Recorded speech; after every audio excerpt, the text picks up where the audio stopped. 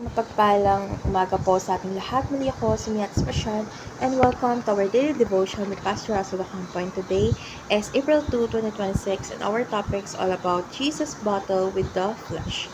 So our scripture for today is all about Luke chapter 22 verse 42 to 44 NI version. Father, if you are willing, take this cup from me, yet not my will, but yours be done. An angel from heaven appeared to him and strengthened him, and being in anguish, he prayed more earnestly, and his sweat was like drops of blood falling to the ground. So, sa gabi pong bago ipako si Jesus Christ sa krus, he shared the Last Supper, introducing the new covenant through his body and blood. Then he went to the Garden of Gethsemane. Dito natin nakita yung isang powerful reality. Jesus felt deep sorrow. So, hindi ito simple fear. This was intense anguish. Alam niya ang suffering na darating, yung pain, rejection, crucifixion, or crucifixion. So, in that moment, sinabi niya, Father, if possible, let this cup pass from me. So, this shows his humanity. There was a real struggle. But he didn't stop there. He said, yet not my will, but yours be done.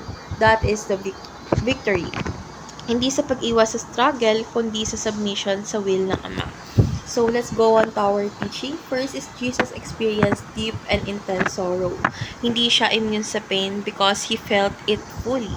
Second is Jesus battled against the desires of the flesh. So, may natural desire to avoid suffering, but he did not give in.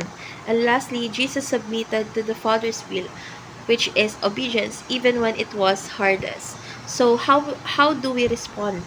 First is enrich our worship through gratitude. So remember, his suffering secured our salvation.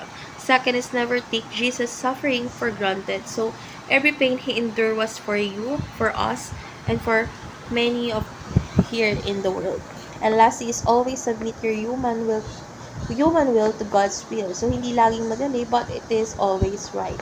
So why is submission to God's will an everyday decision? Because every day we face choices between our desires and God's direction. So submission is not one time, it is daily surrender.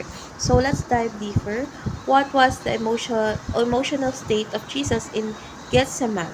So he was in deep anguish, sorrowful and distressed, yet fully surrendered and obedient. Why is there only one way to be saved?